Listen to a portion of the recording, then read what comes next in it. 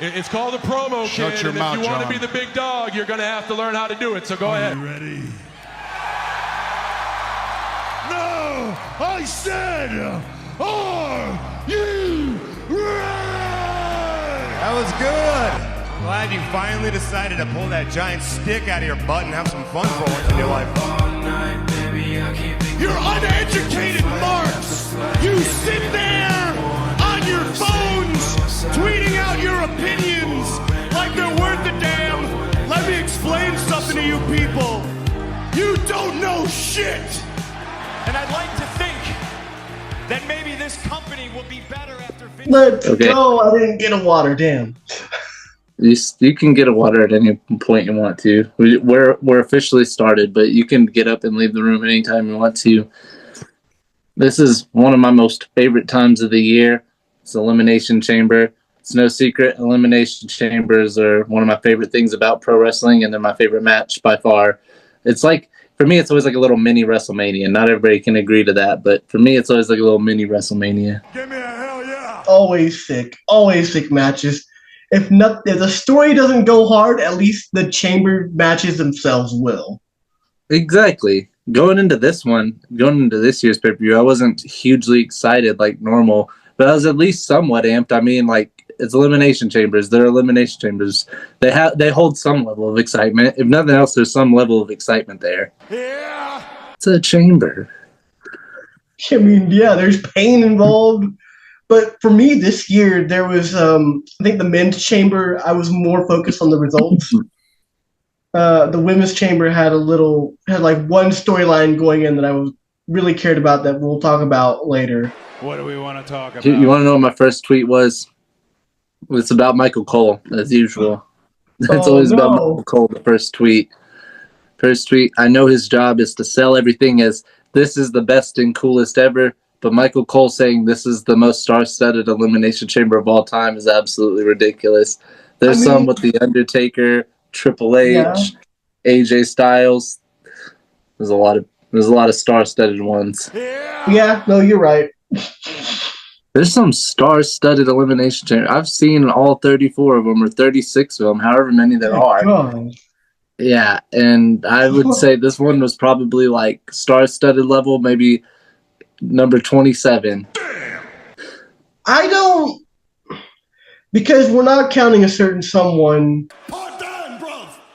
I could make a big argument for that, but that's another thing. But also, like, 5 former world champions. Come on now. Acknowledge me. Also, I wanted to note that I changed my name on Twitter after months and months because Nyla Rose stole my gimmick. Yeah, I can't make this shit up.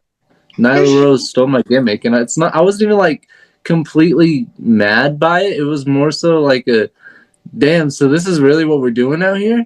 Okay. Yeah. What's up with that? The whole gimmick and everything. I was like, all right, I changed it to that guy from Wrestling in the Middle because why not, right? I am that guy. You are that guy, yeah. I mean, no, I can't use that now. I'll figure out something. Here's a funny story. There was a brief one-day period where I changed it to something else in between because I couldn't make up my mind. So I changed it the first time to the 6th member of the Death Riders and just posted a picture of the Death Riders. And then that day, they all got taken out, and I said, I don't want to be next. So I changed it. That guy from Wrestling in the Middle. That's fair, man. That's fair. No, you just made the list. Another tweet I sent out before the show started, I was not aware Smiley Kylie was on Evolve now. Yeah. Well, Evolve hasn't really started yet, right? Evolve starts March 6th? 5th? It's Wednesday. Hold on. It'll be 5th because the 7th is the day 2K25 early access starts. That's a Friday. Oh, yes. Good plug. I didn't mean to plug, but I was just trying to put the pieces together so I could remind myself. I mean, hey, I know we're not getting paid for it, but like, hey, that was a great point. It does, and people should get it. Yeah. Let me get into the actual pay-per-view now. Actual pay-per-view, which was actually not that bad. What do you want? Was not.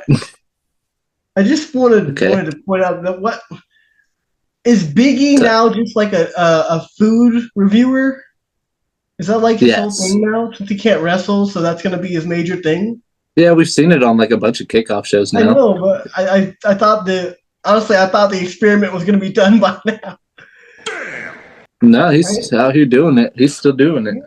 I just loved him tossing butter tarts into the crowd. Big E always has a place in our hearts. Oh, and happy birthday, Big E. We can't forget to throw that in there. Yeah.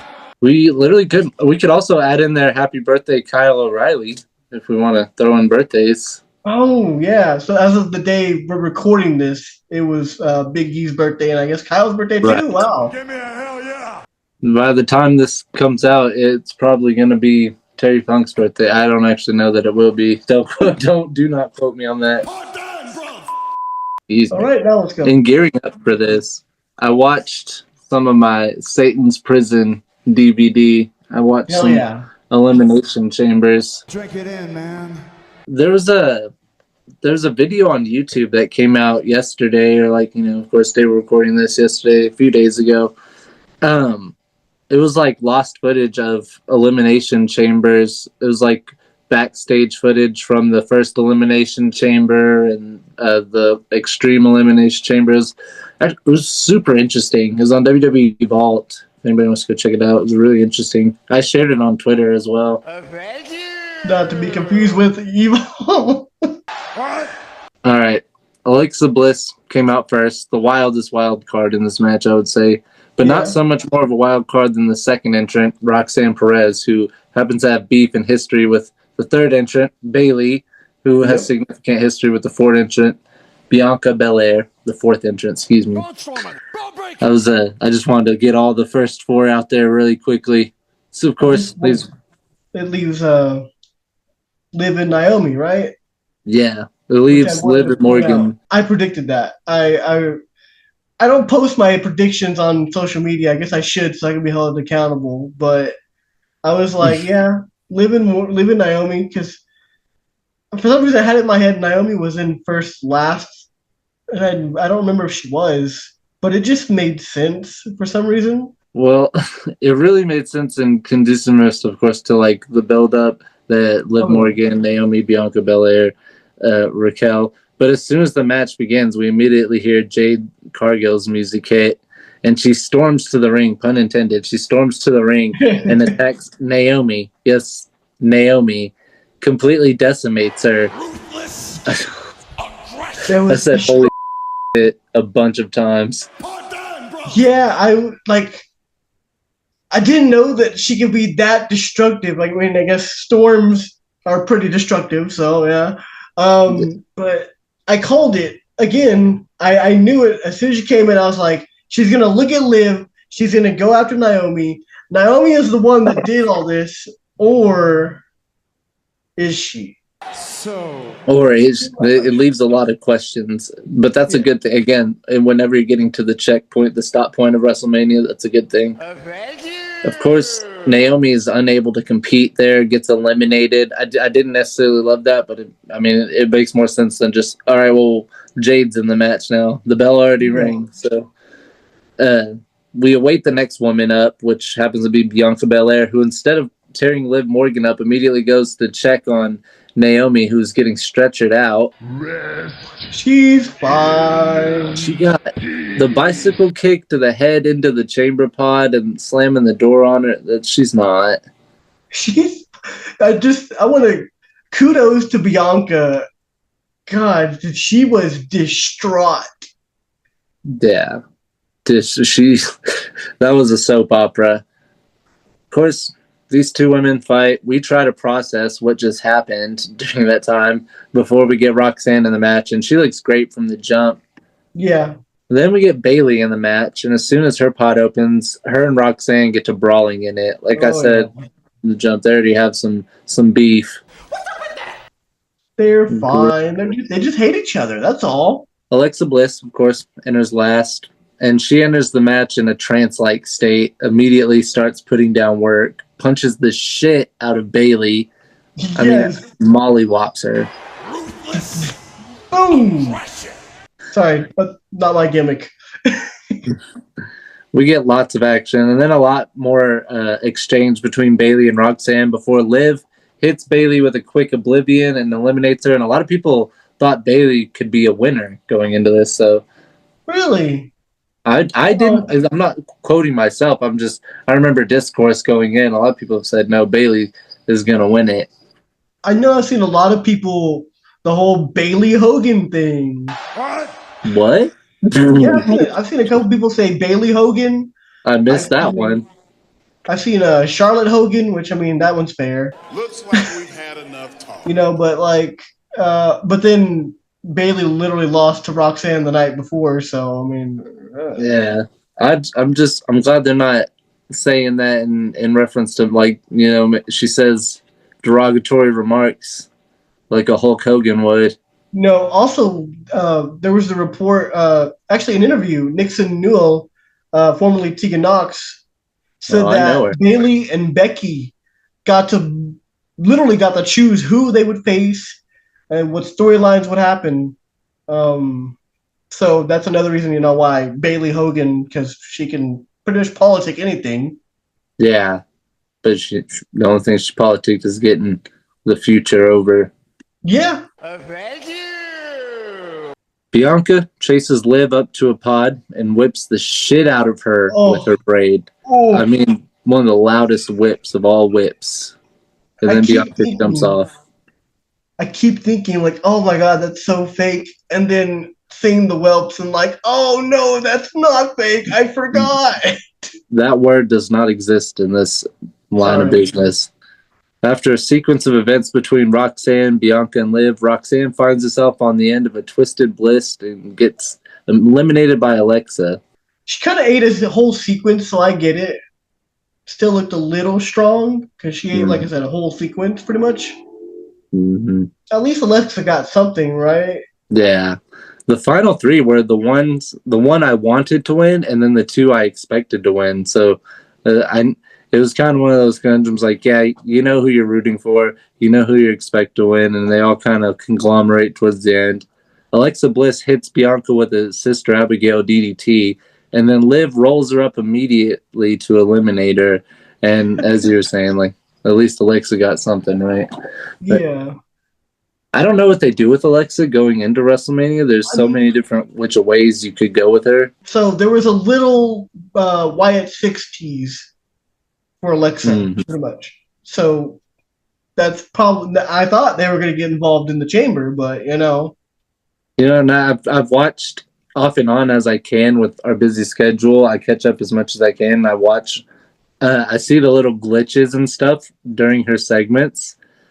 Me and Alyssa were kind of going amongst ourselves about who or what we think they're going to do with it. She thinks they're just going to throw her in the Wyatt Six. I think that the Wyatt Six are just going to follow her around and do her bidding, whatever she pleases. I don't know, though.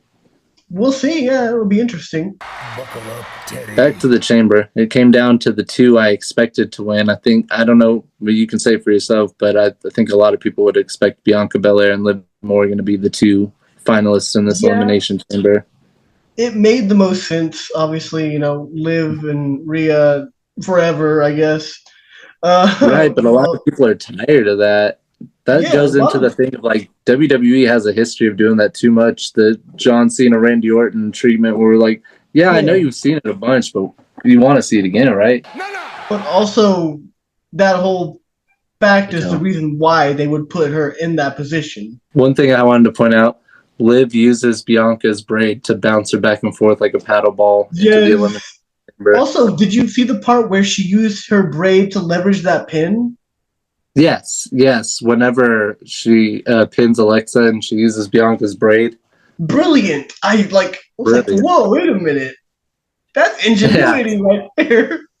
That's what we love. We love to see it. A big exchange of events happens, and it all leads us up to Bianca hitting the KOD, winning the Elimination Chamber. Oh, yeah. Hey, I like the matchup. Again, maybe a bit predictable, but not as predictable as Liv Morgan and Rhea Ripley. Not so out of base that it's we don't necessarily want to see it. I don't mind seeing it. Do you mind seeing it? I mean, so the thing is, I really hate that this basically means the match on Raw, which we already knew to begin with. The next, Rhea's going to defend the title against Io on Raw next week. And we pretty much already knew, but this pretty much cements the fact that Io is not winning that match. Yeah, I mean, nobody was planning on it, sadly. Bianca and Rhea is a way bigger match. It just is. I know I saw a few people who were like, the singles match could have used a better build-up. Yeah. So making it a triple threat would save that build-up for something they could do later. Mm-hmm. But personally, just throwing people in triple threats so we can get everyone on the card sucks. But I do like Io enough to like I would maybe take that. Yeah, that's what I was about to say. Like, don't get me wrong, it's kind of like a rush book, but at the same time, like it would be cool. It would be like a mind. Excuse my language, but it would be a mind completely if Io Sky did upset, beat Rhea Ripley on Raw, go on to WrestleMania. Like, I don't think anybody expects that, but that would be the biggest curveball of all time. I don't think it's going to happen. Pop so much, I'm not going to lie. That's why they need to do shit like that. We're due a moment like that. Fickle. They're fickle. But nonetheless, like, if you can't get that, probably won't get that. I don't mind a triple threat, and I get that it's not ideal, or you can't just throw people in triple threats all the time to get them on the card. But also, triple threats are always great matches. Pretty much, yeah. And those three women, like, it feels there's something so validating about having come in and watch NXT at the point that I did, and having these three women in this program, like. As it always goes, too. Every year, for like the past 3 years, I would say at least, I'm always more excited for the women's Elimination Chamber than the men's, just because the women always show out. There's always just way like more mystery to the women's of like who's going to win what. I felt like with the men's, I had a pretty decent idea. We'll get to that later. But yeah. Speaking of women, I don't get to use the soundbite often either. It's not only Tiffy time, it's Trishy time. But it's Tiffy time, bitches. It's Tiffy time. It's certainly time. This was a nice little tag team mid-card match. It was a great match for me to sit down and eat my pizza I ordered from a non-disclosed location. Damn, okay. Here's what's funny. Nia and Candice come out first. Nothing to brag about. Nothing to write home about. Nothing special. But then Trish's music hits, and it's like the energy knob got cranked 25 notches. Yeah, because it's Trish Stratus in Toronto. Yeah, it was just such a drastic switch. Nia and Candice just kind of like slugged out to the ring. Yeah, those are the people they're facing.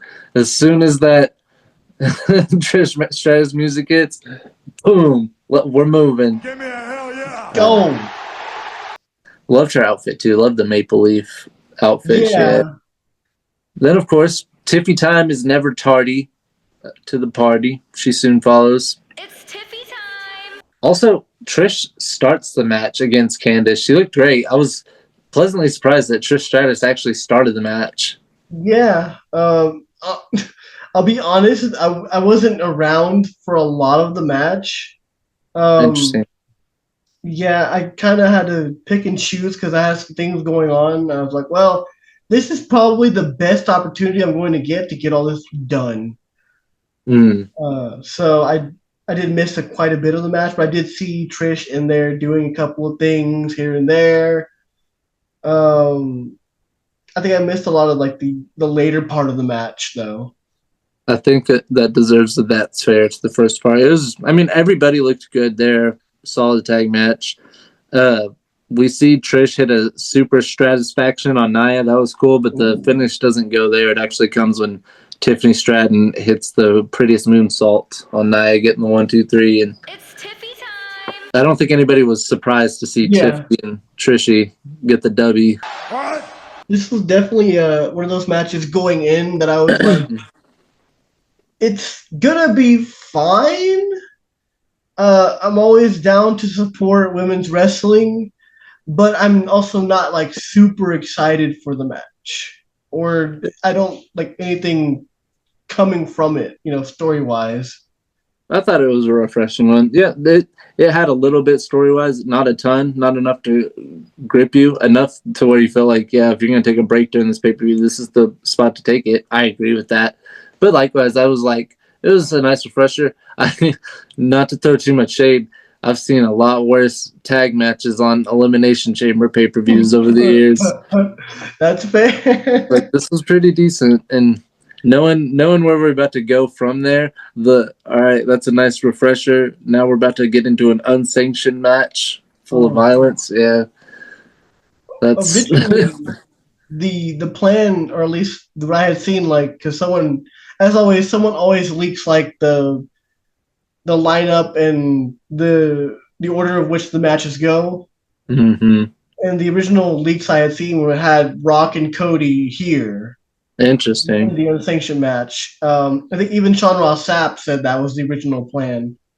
Interesting. Which I figured it would be at the end of the show myself. That made more sense, especially considering the chamber match, the men's chamber match, probably has a lot of bearing on whether Cody was going to say yes or no. But again, future. Yeah. What do we want to talk about? Getting into this unsanctioned match, the build-up to this match was so good. And I had been making notes of it over time, thinking it was building to WrestleMania rather than here at Elimination Chamber. Yeah. But even that said, like, I kept making notes because I know that oftentimes things, you can get a match with Elimination Chamber and that doesn't have to be it. It's just further building the story. So this was like a very all eyes on this moment thing for me, because I was like, does it end here or is this going to Mania? And of course, like everything else, when we get to this end of the match, we'll see what direction we have. And that's what I love about these pay-per-views. They give us our direction we're looking for. Yeah, definitely. I know going in, like you said, the build. Oh my God, I loved when Kevin was like, I'm going to sit there and I'm going to injure you, and then I know your family, and I'm gonna sit there and they're not gonna have you. They're gonna need help, and I'm not gonna help them. Mm-hmm. Like so many times, heels are always like, "Oh, I'll help your family," wink, wink. Or I'll help your wife, wink, wink. But Kevin's just like, "No, I don't give a." Sammy took it to the level of even saying like, I feel nervous that your kids won't forgive me for what I'm going to do to you. And I'm like, damn. Yeah, so good. And Kevin Owens' oldest son is bigger than both of them. So, damn. He's like 6'4", 6'5". Yeah. You don't want the smoke with that one. With Owen. Acknowledge me. Sammy walks out and doesn't even show love to the crowd. He just walks down to the ring focused. Yeah. No love to a Canadian crowd. On top of that, he just zoned it, locked in. The fact that I think someone even like went for a fist bump. He walked by. He just patted Sammy on the back. He's like, "Okay, I get it." Go get him, Sam. Go get him. Looks like we've had enough talk. Michael Cole drops a Kevin Steen reference as well. Didn't want to jump over that. Michael Cole made a Kevin Steen reference. I must have missed that. Wow, okay. He mentioned Sami Zayn having a death match with Kevin Steen that started it all, and I was like, wow. Michael Cole throwing it in there. That's cool. Kevin comes out with yet but another cool shirt. I loved it. The KO Canadian Maple Leaf shirt. Yeah, that was such a sick shirt. Dude, Kevin should have a cool shirt club. He should. The entire time. He just stares Sami Zayn down. Same energy. He does not lose focus off of this. Buckle up, Teddy. Now, the bell rings. The lights dim down. Crowd starts chanting, "Ole, ole, ole." Oh, my God. Oh, if only you knew what you guys were in for. Yeah. Then they start punching each other. We get the hockey fight right off the bat. Go! Chairs, hockey sticks, biting. We knew this match would have to get violent. Literally has to if it's unsanctioned. Yes. Sammy gets one table. Kevin matches him another on top of it. This was the point where I was like, when was the last time WWE has done a stacked table spot? I wondered the same thing, brother. I wondered the same thing. I can't It's remember. like, it's been a while. We take the fight out to the crowd, which I had slightly predicted to happen going in. Like, if I had a bingo card going into this match, this was on that. Yep, that's going to happen. And out there, we see 2 table spots, not the 2 that are stacked, but 2 other tables outside. I feel like this match needed a table count. That should have, but the fact that they were like consecutive too, like boom, here's one, and then like 5 seconds later, okay, here's the other one.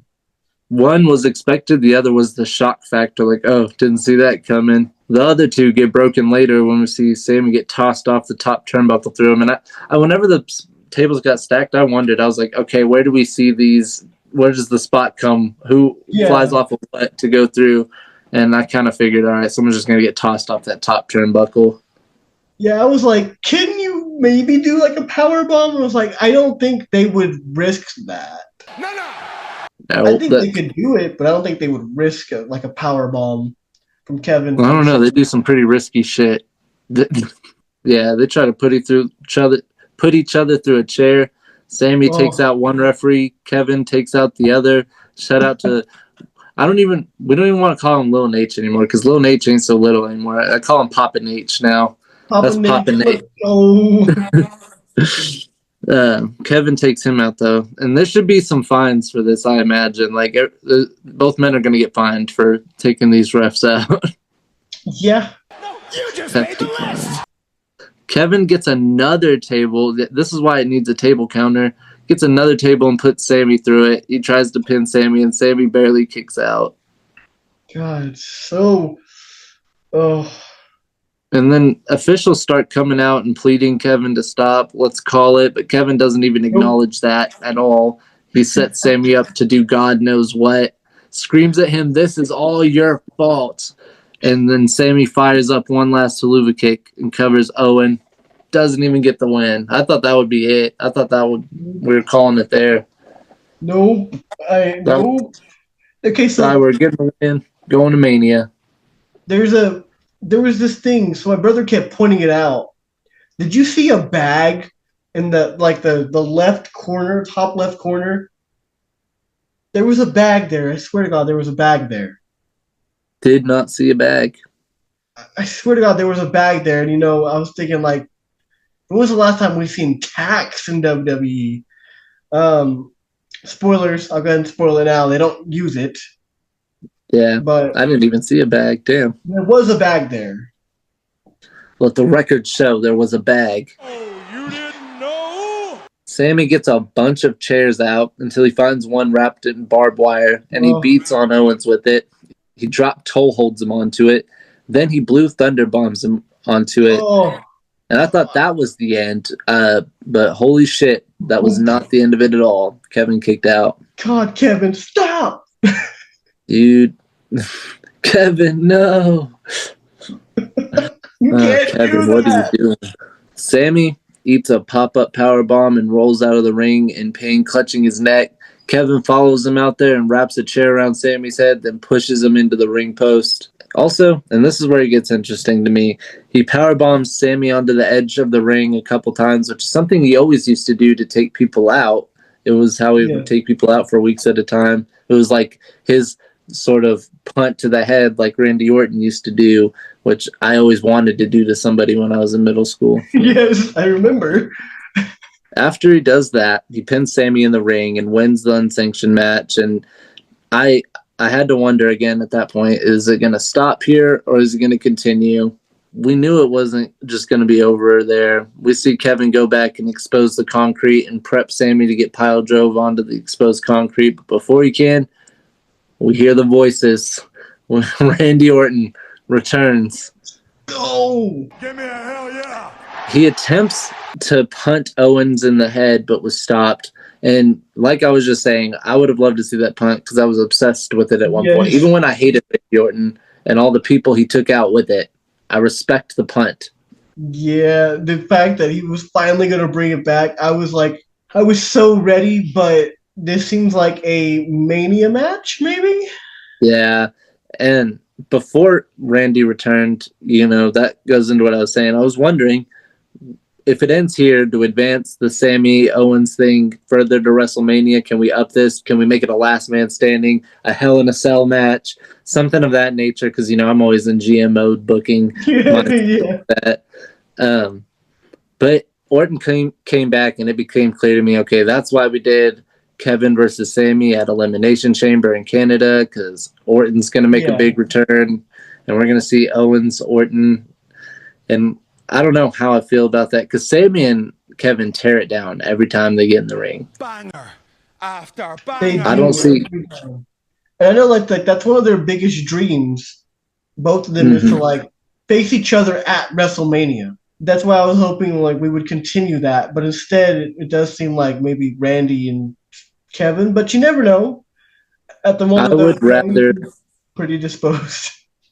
I would rather get Kevin Owens and Sami Zayn Hell in a Cell at WrestleMania 41 than Randy Orton versus Kevin Owens at WrestleMania 41. But that's me. Yeah. I don't make the calls. I fantasy book, and that's it. Fickle. They're fickle. That's why we're not in charge, man. That's why we're not in charge. People get hurt with my booking. Yeah. I mean, that's my flaw when it comes to GM mode, and why I always lose is because I go insane and get people injured way too often. I'm reckless. So Buckle up, Teddy. let's get into a men's elimination chamber. That sounds pretty ideal. Nothing like a good old chamber. Yeah. Let's go. Get our entrance out into the pods. Damian Priest, CM Punk, John Cena. Start our match with familiar opponents to each other, Drew McIntyre and Seth Rollins. They're no strangers to each other. Let that be known. I figured they would be the first two out. They have, again, like, Really? they can go the longest. So I was like, yeah, this makes sense. I know it doesn't make a lot of sense since CM Punk shouldn't have this much ring time and get injured. No offense. But I thought CM Punk and Drew McIntyre would start and just be all hell breaking loose immediately. That would have been great, though, honestly. McIntyre and Rollins start, as we said. They fight each other pretty aggressively up in front and all around CM Punk's pod, while CM Punk is just sitting there kind of enjoying it all. And they do that up until the point we get Priest, which was their next entrant. I was surprised, actually. So normally I'm pretty good at getting the order of people entering the chamber. Yeah. Match, I ordered completely out the window for me after I got the first two. Do you think Punk was coming out next? So, let me see. Yeah, I was thinking Punk because you have Seth and Drew in there, and I was like, okay, I mean, the two people that hate him the most, they're gonna try and jump him, and like he's gonna like super Punk somehow. What? Nope. Nope. That's not how it went down. And CM Punk, who was very eager, was let down that it was Damian Priest up next. But Damian gets in, he does work. We get a large set of sequences of fighting for a while until we get John Cena out. And when John Cena comes out, he comes out on fire. John Cena came out that pod on 100,000. Let's go. I was really excited. I was like, can he still do this? Yeah, he can still do this. Brother. He was moving so fast I couldn't even see him. We get a sequence of finishers and events that somehow leads us into Priest sliding Drew McIntyre back into a crucifix pin and eliminating him. And that was a shocker. Drew gets pissed. Claymore's Damian Priest, who then gets taken out of the match and eliminated. But, like, Drew McIntyre gets... Oh, I didn't expect him getting eliminated like that so quick. I feel like at some point Drew has to get something, right? Like Nah. Yeah, because it would ruin the character if he ever actually got an accolade or anything. Now, correct me if I'm wrong, and I know it's so fantasy booking, Mark statement, shut the up, but correct me if I'm wrong, Joe Hendry's still the TNA champion, right? Okay, I see. I think I see where it's going. He is, yes. I want Joe Hendry versus John Cena too, but I don't know that that's going to happen. And No. I think Drew McIntyre versus Joe Hendry for the TNA World Title at WrestleMania is a fantasy book that cooks. Ooh. For I don't Scotland. know. For Scotland. Give me a hell yeah. He just gets hyped like I'm a part of it. Yeah. We are. Okay, no. I'm like a wee bit Scotch Irish, and that's it. That's as close as I get myself. I have no dog in this fight. I don't know why I'm even making the the impersonation. We finally get our final entrant, CM Punk, a favorite to win it, and who I felt myself would win it. This was like my prediction going in was we were going to see CM Punk win and go on to face Cody Rhodes.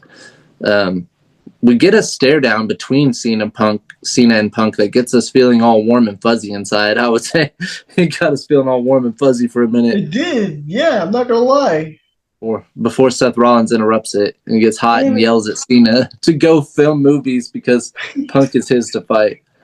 Go film your movies. I love just how, again, what I didn't notice was when they were doing the hype up videos, they were pretty much everyone had a 7 deadly sin attached to them. Yes. It was really genius as well. Holy crap. It's funny. It took me 3 tries because the first time they showed it, I was referencing it to something else in a TV show. I won't bring it up now. It's irrelevant here, but I was like, oh, that's funny. The second time, I was like, this is cool. It wasn't until the third time I was like, wait, this is the 7 deadly sins, but there's 6 people, and then the championship was lust, and I was like, I missed it.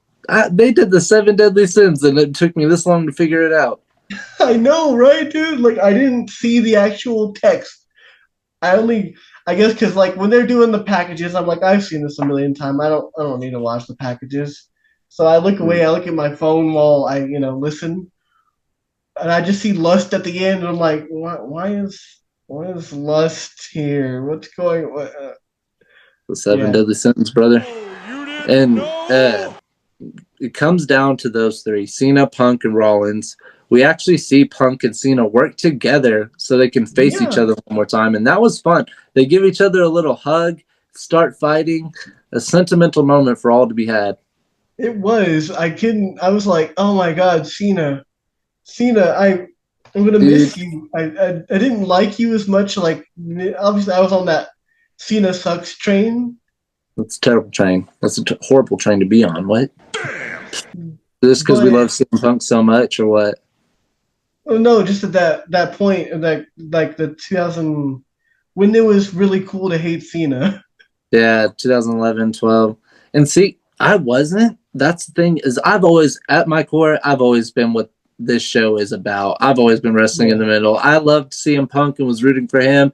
I never hated John Cena for a second. I was always at that point, I understood what was going on. I'm like, I'm glad that wrestling is fun. And even then, it wasn't all that great, right? Looking back, it wasn't that great. But I've never, even during the times I've watched it, during bad periods, thought it was bad. It's only when I look back now that I'm like, oh yeah, that sucked. That was terrible. You just made the list! The time was pretty fun, though. What was fun about this, we see CM Punk and John Cena give all their signature offensive moves, just like old times, back and forth. The knee bulldog, the 5-knuckle shuffle, the whole STF Anaconda Vice. It was fun. It was nice. It was a little nostalgia for my night. Yes. We get them kicking out of each other's finish. Cena hits his FU, his attitude adjustment. I still like to call it the FU. I said it out loud. I was like, can we just call it the FU one more time? Please? Please? Yeah. Especially now that we're in this Netflix era where it's okay to push the boundaries a little bit. If The Rock can drive drunk, why can't we just make it the FU one more time? Seth Rollins hits a buckle bomb on Cena into the chamber, and then he goes full on attack mode on CM Punk. Yes. I mean, it's no secret Seth Rollins is obsessed with CM Punk at this juncture in time. No, he would never. We see CM Punk eat a stomp into the mat and kick out. And I mean, his face just ate that canvas. Yes. That was brutal. Rollins eats a GTS and an attitude adjustment and gets eliminated down to Punk and Cena. which those were my two picks going in. I felt pretty cool because I felt like, is it a stretch to say CM Punk and John Cena? Well, I don't see Cody Rhodes really having a main event WrestleMania match with the other guys. And I'm sorry, I don't mean any disrespect. It's just, it makes sense to me for those two. Yeah, I had the same feeling. I actually had John Cena down to win. Yeah. Because Punk still has that favor that I feel like he could throw in wherever. But what actually happened?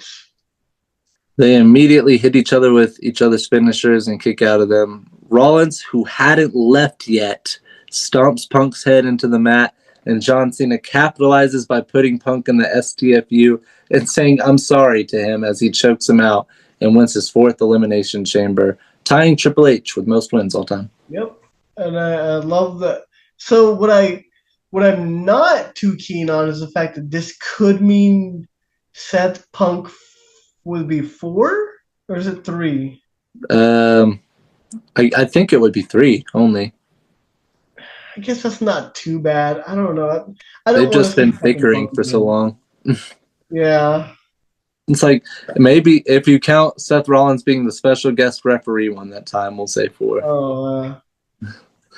Cody Rhodes versus John Cena at WrestleMania. I can definitely dig it. Was interested to see how the Cody Rock segment would go after that, which Cody comes out as Cena is celebrating his win, and we get a face-to-face and some momentary convo about this match before we get a big interruption by The Rock, which is, again, we love the final boss, but him coming out with Travis Scott was a little silly to me. He acted funny, and I sent out a tweet, Travis Scott and his pretend replica belt are ruining a huge moment for me.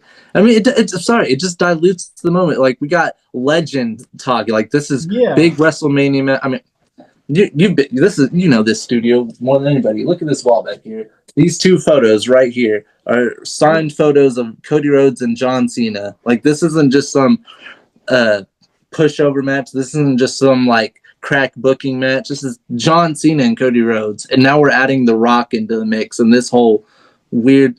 What does Travis Scott need to do in that situation? Get the F out. Yeah. Yeah. Exactly. Exactly. Exactly. Yeah. But this bitch is getting on my nerve. The Rock confronts Cody and says some weird video game story mode shit. Again, I don't feel like this storyline is real sometimes, the way The Rock is like, I want your brain and your body and your soul and your mind and spirit.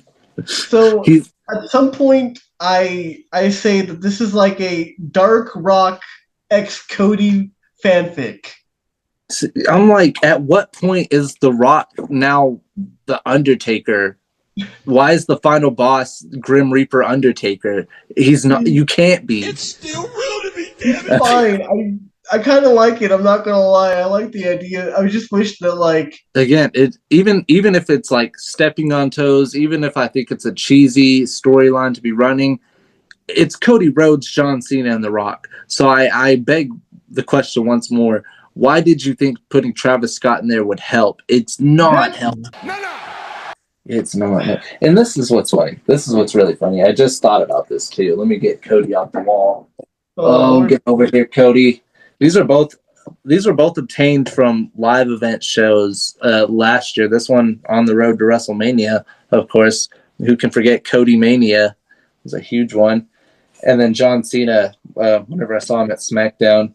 Same night, that SmackDown I remember, Charlotte Flair and Io Sky for the women's title. That was an amazing match to watch live.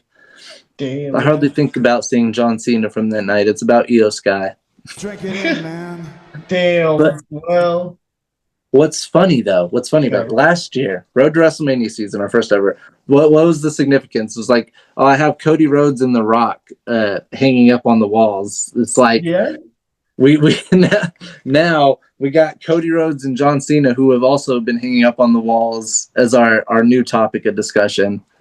Cody given the ultimatum, and he tells Rock he already gave his soul to this ring and these people, and he tells The Rock to go himself. Outright tells The Rock to go himself. Then him and Cena celebrate that decision, and we see The Rock give Cena the signal. And the moment a lot of us wondered if what happened, Cena turns heel and low blows Cody, and then he beats him up harder than Jade Cargill beat up Naomi. Yeah, it was crazy, but I called it. I was like, this is his last run. This is when you do it. I even sent you a text. I was like, Cena's still out here. If he stays out here during this whole segment, he's selling out. He's got I wondered and felt the same thing. A lot of us, again, felt like Cena turning heel was something we always wanted, and it was always kind of teased. And one thing, this is a huge thing that was underlying leading into this pay-per-view that I don't know that too many people realized. Every time we showed the promo for this Elimination Chamber, we showed the clip of John Cena at the Royal Rumble press conference saying, this is best for business. And it was always like, they made it at the end of the video every time, made it seem like this is the end point. John Cena, best for business. It was a very heelish thing to do. Yes, so I pointed it out every time as well. I was like, that best for business line, that line tells me John Cena is selling his soul. He's going to win that chamber. Then he's going to sell his soul because Cody won't sell it. So now it's happened. John Cena's turned heel, low blowed Cody, beat his ass, held the championship up, which again, John Cena being a 17-time world champion, love it, want it, don't like it at this cost, at this expense. But here's my thing now that it's happened. Now that we're post pay-per-view and we're talking about it, I thought I would like it, and honestly, it looked and felt weird. Especially, I think, again, Travis Scott being there kind of dilutes it. Maybe if I could take him out of it in my mind, like Photoshop him out of it. But even then, like, just John Cena standing next to The Rock doing those weird bad guy poses, it feels weird to me. I didn't want it to, and it does. I'm like, oh, I'm not feeling comfortable with this. I can't say I feel the same. I literally popped. I was eating popcorn, and when Cena's face went from all smiling and happy to just serious, I spat my popcorn. I was like, oh, he's doing it! He's doing it! I enjoyed it so much. I'm not going to lie. I want to give it the old, like, as we always say, let's let it play out. Because, again, I really do want to see where it goes. I think maybe if we see it build up to WrestleMania, be a little bit deeper. We see the backstory, like, The Rock and John Cena. Let's go back to their WrestleMania matches and what happened in between then, and why did John Cena go into Hollywood after that, after saying all those things. Like, maybe there's a backstory that's going to get told that's going to make this seem more believable and more comfortable to me. But as it stands right now, as of just that moment, bad guy John Cena make me feel weird inside. I think for me, it was more like I guess I kind of forgot about a lot of things. I know Cena has always been face, Super Cena. I also took into a factor, like, as he said, this is the last year. Mm-hmm. Failed to win the Rumble. This is desperation. And desperation can lead people to do some crazy things. Ruthless aggression. I don't know. Fair enough. Hey, fair enough. Now, also, to that point, there's still one other interesting fact, which is the fact that CM Punk still has a favor from Paul Heyman. And I've always felt like the favor from Paul Heyman was never going to be played out within WrestleMania. It was never going to be a favor that was going to be called in a world title capacity. I think the favor is so much bigger. And again, when it happened, if you remember, we were theorizing. I said, here's my deal. And I'm still kind of on this a little bit. I think the favor comes one day in the future when Roman Reigns needs Paul Heyman, and CM Punk is going to tell Paul Heyman, no, I need you more than Roman Reigns needs you. And Paul Heyman is going to leave Roman Reigns' side as his wise man to be CM Punk's counsel for whatever reason, for whatever time. I have a stupider, worse idea. This is not what I want to happen, but we had it last year. Rock and Roman, Cena, Cody. See, I'm already slotting him into that super face and Rollins, right? This year, Cody's on his own. Yeah. Seth is so far gone with Punk. So is Roman going to help him? Is Roman even going to be at Mania? And again, like the fact that Roman Reigns is main evented 9 straight WrestleManias and won't main event the 10th one. So, because as far as it looks, I don't see Roman Reigns main eventing this one. Doesn't think that's not what's happening here. But will Punk be the one to help him then? Does Punk have a dog in this fight? Because I feel like if anyone's going to fight against corporate greed, it's going to be Punk. Even putting aside his actual values being compromised. The fact that I don't want to get too off, but at the same time, it is conducive to what we're talking about because we're talking about building to WrestleMania, and that's a big deal here. That's what this whole season's about. It would be cool to see this storyline if Roman Reigns gets incorporated in it. Let's say CM Punk's favor is having Roman Reigns help him out. It would be cool because the Shield were revolved around protecting CM Punk as the champion at first. To see that kind of, even if we don't have Dean Ambrose in the picture, like we can make it work. They always seem to find a way to make it work. Yeah. Yeah. I want to see. It's WrestleMania season. I want to see these cool matches get great stories behind them because obviously, as you could tell from a lot of this, WWE is entertainment first, and that can be okay. Like, if that's people's taste palette, that's okay. It was really entertaining. I want to see some great stories then, if that's the case. I want to see some peak soap opera level storytelling. Definitely have some really good acting throughout like the show. Shout out Bianca Belair. Yeah. Even like John Cena's, the fact that he was able, like, for a while there, maybe he was selling it too much, but he was like all the celebration and stuff when Cody was like saying all these different things, and then just the straight shift to like goodbye. Boom. It was those bad guy faces that made me uncomfortable. What? With The Rock looking over. You don't want this guy looking over. This is still Cody Mania. Year 2 of Cody Mania. Let's go. So it's that time. Final pay-per-view thoughts, and Lord knows I have them. But it wasn't all so bad. I loved the Chambers. Mid-card matches didn't completely suck. I'm feeling some type of way about the ending, of course, but again, I'd like to see things play out to their conclusion before actually judging them. And while I admit I am intrigued by the storyline, I can't say I feel like I'm into it just yet. John Cena posing by The Rock the way he did really made me feel like it wasn't going to be as good as I thought it would be. Travis Scott and his make-believe belt diluted a lot for me too. Rating-wise, though, I give it a good 3 out of 5, just above average, good, and majoritively conducive to WrestleMania, which is what it needs to be more than anything. That's what I keep pointing out. This pay-per-view, on every corner of what it did, was give us conduciveness to what's going on at WrestleMania, and that's its job. Thank you. I think I'm going to give it a 4. Whoa. I want to know why. The reason I'm doing that is because I pretty much got everything I wanted. I have more headway in the Naomi, Bianca, Jade saga. I really wanted John Cena to turn heel. I really wanted him to win that chamber and set this up. The matches were great. The only match I wasn't really vibing with was 1 out of 4. So I mean, it's not a bad ratio. Yeah, I guess I'd give it a 4. Yeah, I wasn't falling asleep. Yeah, 4. Thank God. If you fall asleep during Elimination Chamber, I feel bad for you. Which one are you picking? So, which one is winning? I think. Here's the thing, and this is always so. It's always been a thing. I feel like for WrestleMania to end with a good feel-good moment, right? Yeah.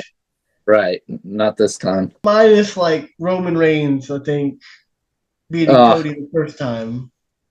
Sad boy Cody. But I don't know. That's the John Cena. I think there's a small possibility Cody wins. I would like Cody to win. Yeah. I think there's a small possibility he does, but my brain is telling me majoritively there's like a 75% chance Cena wins and gets that record. I would switch it around. I feel like more so. I feel like Cody's gonna win. 75% chance that happens. But ask me again in a couple weeks. I really want to see what we do with this John Cena as a bad guy storyline, how it builds up. Because for all we know, we could be seeing the early roots of something like just as good as the final boss, especially if The Rock is involved in it. Basically, I saw a part from the post-conference stuff, and all John Cena did was he walks up, stone-faced, adjusts the mic, grabs it, drops it, leaves. And then Rock during his part's like, yeah, he flew in from Budapest to be here, and he's about to fly out to Africa. So, have fun with that. Yeah, like good. I'll give him a pat on the back if that's what he wants. So, hey, good job, buddy. Hey, he's right here. Good job, bud. Proud of you. Thank you. You're doing great. You're doing great, kid.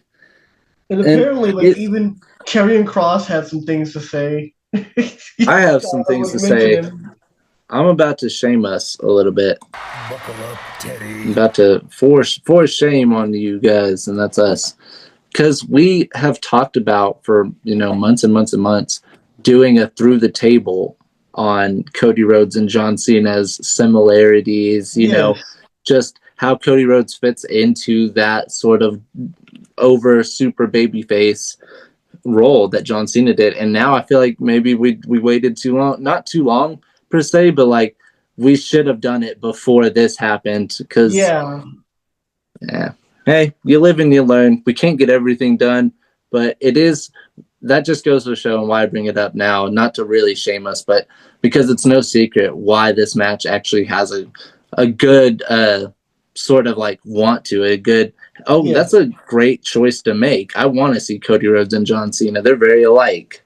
Well, we'll see how much alike they are by the time we get to the match. Buckle up, Teddy. This was a great pay-per-view again. I'm not going to give it 4 like you, but I do like that it's going to get us to WrestleMania, and that's where I'm trying to go. I'm trying to get to WrestleMania, and I'm trying to have good matches be there. So, Give me a hell yeah. Good stuff. Good stuff. Sure. Anything else before we leave that you have to add on? I'm really excited for WrestleMania.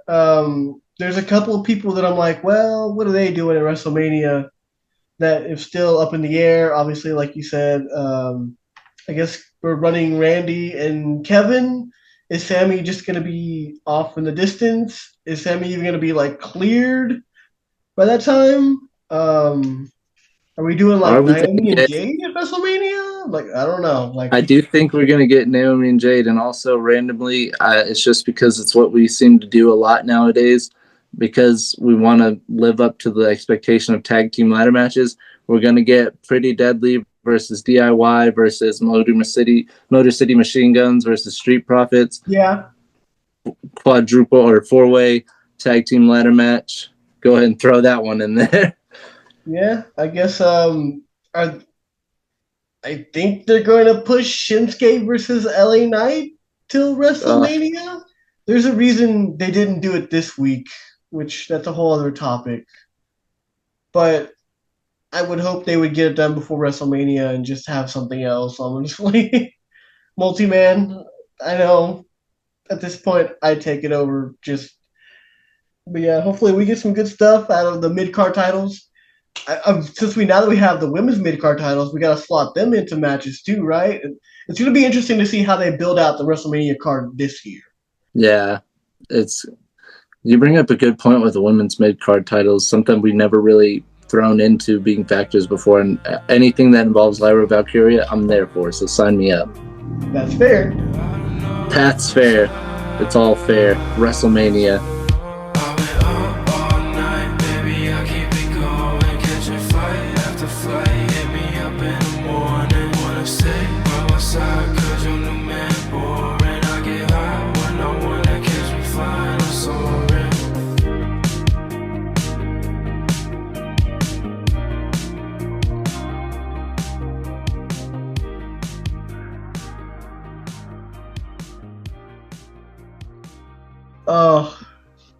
Things happen. Rest In peace. You okay there?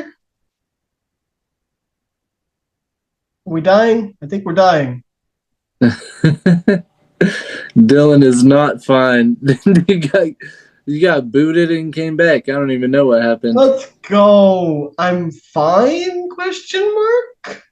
Hey, you came back just in time for the women's chamber. Let's go. Oh my goodness, poor guy.